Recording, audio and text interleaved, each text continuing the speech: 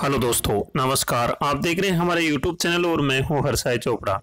दोस्तों, अपने जुनून को आगे बढ़ाने में कोई कसर न छोड़ें, ये कहना है NEET 2018 all India topper rank 2 हासिल करने वाले रोहन पुरोहित का। दोस्तों, इंडिया में मेडिकल सिस्टम में यह है कि जिसके पास पैसे होते हैं वो प्राइवेट मेडिकल कॉलेज में कम मार्क्स पर भी एडमिशन लेके एमबीबीएस कर जाते हैं। लेकिन कुछ बच्चे ऐसे होते हैं जिनके पास पैसे होते हुए भी वो मेहनत के बल पर टॉप करने का जुनून रखते हैं। हम इस वीडियो में ऐसे ही एक स्टूडेंट रोहन पुरोहित की चर्चा करेंगे जिन्होंने मेहनत करके 2018 में ऑल इंडिया रैंक 2 हासिल की। तो आइए जानते हैं इनके बारे में व इनकी सफलता की कहानी के बारे में। तो वीडियो शुरू करने से पहले आपसे रिक्वेस्ट करना चाहूँगा कि आप हमारे चैनल पर नए हैं तो चैनल को सब्सक्राइब करें, बेल आइकॉन प्रेस करें, वीडियो को लाइक व ज़्यादा से ज़्यादा शेयर करें। तो ये कैरियर 360 का न्यूज़ आर्टिकल है, इसमें इंटरव्यू लिया गया है ये रोहन पुरोहित का। तो इसमें क्या लिखा है हम देखते हैं। तो तेलंगाना के लड़के रोहन पुरोहित ने राष्ट्रीय पात्रता सह प्रवेश परीक्षा नीट 2018 में दूसरा स्थान हासिल करने के लिए 720 में से कुल 690 अंक प्राप्त किए। चिकित्सा के बारे में भावुक उनका मानना है कि कड़ी मेहनत एक व्यक्ति को प्राप्त करने के पीछे एकमात्र मानदंड है। सपने उन्होंने किसी भी विशेष विषय का पक्ष नहीं लिया और रसायन विज्ञान में 180 में से 180 अंक प्राप्त करके एक पूर्ण स्कोर प्राप्त करने के लिए अपने समर्पण का श्रेय दिया।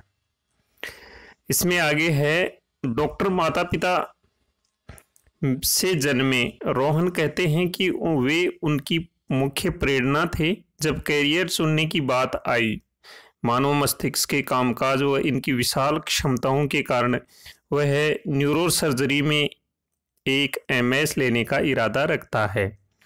एक उत्साही संगीत प्रेमी रोहन अपने पसंदीदा गीतों को सुनकर वह अवसर पर कीबोर्ड बजाकर अपने तैयार किए गए शेड्यूल से दूर हो जाते थे।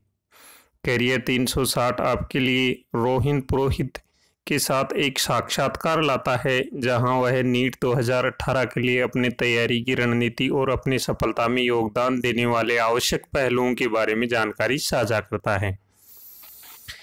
दूसरी रैंक प्राप्त करने पर बधाई। आप अपने नीट परिणामों के बारे में कैसा महसूस कर रहे हैं? तो रोहन कहता है कि आपकी हार्दिक शुभकामनाओं के लिए धन्यवाद। देश में शीर्ष 2 में होने वाली मुझे खुशी का एहसास हो रहा है। मैंने नीट की आधिकारिक उत्तर कुंजी से अपने स्कोर की गणना की थी, लेकिन मुझे यकीन नहीं था कि मुझे क्या रैंक मिल सकती है। मेरा मानना है कि मैंने जो भी मेहनत की थी उसे आखिरकार चुका दिया। जब उनसे पूछा गया हमें अपने बारे में व अपनी पृष्ठभूमि के बारे में कुछ बताएं, तो उन्होंने कहा, मैं भुवनेश्वर में पैदा हुआ था और बाद में हैदराबाद चला गया। मेरे पिता एक वरिष्ठ कार्डियोलॉजिस्ट हैं जो हैदराबाद में हॉस्पिटल के विभाग में प्रमुख हैं, जबकि मेरी माँ एक त्वचा विशेषज्ञ है जो अपोलो ग्रुप ऑफ हॉस्पिटल में काम करती हैं। रोहन से पूछा गया अपने करियर के रूप में चिकित्सा को आगे बढ़ाने के लिए क्या प्रेरित किया, तो बताते हैं कि एक बच्चे के रूप में मैं हमेशा अपने माता पिता व उनके द्वारा किए गए नेक काम पर गौर करूंगा। एक डॉक्टर के प्रति जो कृतज्ञता और सम्मान का एहसास होता है वह कुछ ऐसा है जिन्होंने मुझे एक बनने के लिए प्रेरित किया है। उनसे पूछा गया, इस यात्रा में आपके परिवार में आपका कैसे समर्थन किया, तो रोहन बताते हैं कि मेरा परिवार शुरू से ही आशंकित था। जब उन्होंने बताया कि मैं डॉक्टर बनने की ख्वाहिश रखता हूं, तो उन्होंने मुझे कड़ी मेहनत की मात्रा के बारे में आगाह किया था जो मुझे लगानी चाहिए। एक बार जब उन्हें एहसास हुआ कि मैं अपने सपनों को आगे बढ़ाने के लिए कितना दृढ़ हूं, तो वे कभी भी नहीं बल्कि सहायक थे। और जब मैंने वास्तव में कम महसूस किया तो मेरा आत्मविश्वास बढ़ा हुआ था। जब उनसे पूछा गया कि नीट स्कोर कुल विषयवार स्कोर क्या था, तो रोहन ने बताया 720 में से 690 हासिल किए थे, जबकि मेरा व्यक्तिगत स्कोर 160 फिजिक्स में, 180 केमिस्ट्री में और 350 बायोलॉजी में था। रोहन से पूछा गया आपके लिए और कौन से मेडिकल प्रवेश द्वार हैं, तो उन्होंने बोला मैं एम्स और जिपमर के लिए भी उपस्थित हुआ हूँ और बेसब्री से इंतज़ार कर रहा हूँ। तो इसमें जो रिज़ल्ट की ए रैंक आई है जिपमर की, वो 29 प्राप्त की है उन्होंने। और इसके बाद में जब उनसे पूछा कि नीट 2018 की तैयारी कैसे की और नीट के साथ बोर्ड परीक्षा और अन्य मेडिकल परीक्षा के लिए पढ़ाई को कैसे संतुलित किया, तो उन्होंने बताया कि मैंने श्री चैतन्य स्कूल तेलंगाना में दाखिला लिया, जो कक्षा 11 से एक स्टेट बोर्ड स्कूल है। स्कूल में मेरे शिक्षकों ने कक्षा 12 के बोर्ड और प्रवेश परीक्षा दोनों के लिए एक साथ तैयारी करने में मदद की, जिसका उत्तर पर अधिक ध्यान था।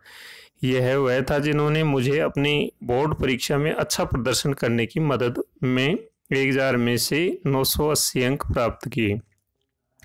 जब उनसे पूछा गया कि हमें अपनी नीट की तैयारी दिनचर्या में के बारे में बताएं, तो उन्होंने बताया कि अपनी नीट की तैयारी के लिए मैं पहले से ही योजना बनाता था कि मैं अपने कठिनाइयों को देखते हुए प्रत्येक विषय में कितना समय देने जा रहा हूं।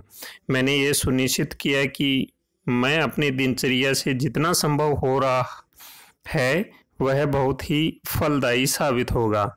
मैंने अपने संस्थान में 6:30 से 10:30 बजे तक 16 आवर्स के लिए समर्पित किया। समय को मेरी कक्षाओं, स्कूल व सेल्फ स्टडी के बीच विभाजित किया गया था। जब उनसे पूछा कि क्या आपने कोई कोचिंग ली है, ये कितना फ़ायदेमंद साबित हुआ, तो उन्होंने कहा हाँ, मैंने एलन कोटा के दूरस्थ शिक्षा कार्यक्रम के लिए नामांकन किया था। यह बहुत फ़ायदेमंद साबित हुआ क्योंकि मैंने बहुत सारे परीक्षण किए और नियमित रूप से प्रश्नों को हल किया। इसके बाद उनसे पूछा गया फिजिक्स, केमिस्ट्री, बायोलॉजी तीनों विषय में आपकी परीक्षा की रणनीति क्या थी, तो उन्होंने बताया कि परीक्षा के दिन मेरे माता पिता ने मुझे शांत किया और परिणामों की चिंता किए बिना मुझे अपना श्रेष्ठ देने के लिए कहा। परीक्षा के दौरान मैंने शुरू में ही बायोलॉजी प्रयास किया और आधे हल के बाद रसायन विज्ञान में चले गए, क्योंकि मुझे लगा कि बायोलॉजी के कुछ अंश ऐसे थे जो मुझे समय पर याद नहीं आ रहे थे।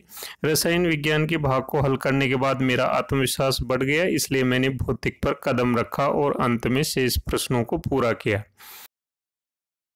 सबसे कठिन और आसान सिलेक्शन कौन से हैं, तो रोहन ने बताया कि मैंने बाकी की तुलना में बायोलॉजी को थोड़ा मुश्किल पाया है।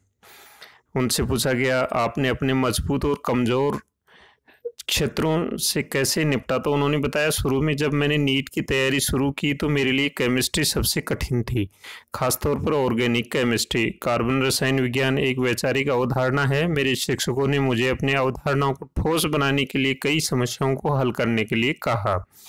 जब उनसे पूछा गया कि आपके शौक क्या हैं, क्या आप तैयारियों के दौरान भी व्यस्त थे, तो उन्होंने बताया कि मुझे कीबोर्ड खेलना पसंद है। हालांकि मेरी सख्त दिनचर्या ने इसमें शामिल होने के लिए ज़्यादा समय नहीं दिया। अपनी तैयारी के दिनों के दौरान मैंने मुख्य रूप से संगीत को सुना, जिससे मुझे अपनी शांति बनाए रखने में मदद मिली।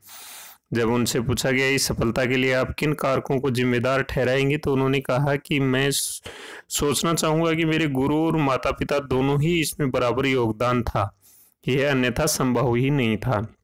जब उनसे पूछा गया कि क्या आपके पास प्रवेश के लिए कोई विशेष कॉलेज है, तो उन्होंने कहा कि अच्छी तरह से ईमानदारी से मैं एम्स दिल्ली कहना चाहूँगा, क्योंकि ये हर मेडिकल एस्पिरेंट का सपना है, लेकिन केवल कुछ से कम स्टूडेंट होते हैं जिनका ये सपना नहीं होता है।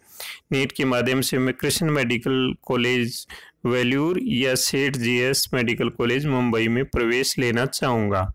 उनसे पूछा गया आप अगले 10 साल में खुद को कहाँ देखते हैं, तो उन्होंने बताया कि अगले 10 वर्षों में मैं खुद को एक न्यूरोसर्जन के रूप में अभ्यास करने की सफलता करता हूं, जो कि आईबीएस पूरा करने के बाद इस क्षेत्र में आगे बढ़ाना चाहता हूं।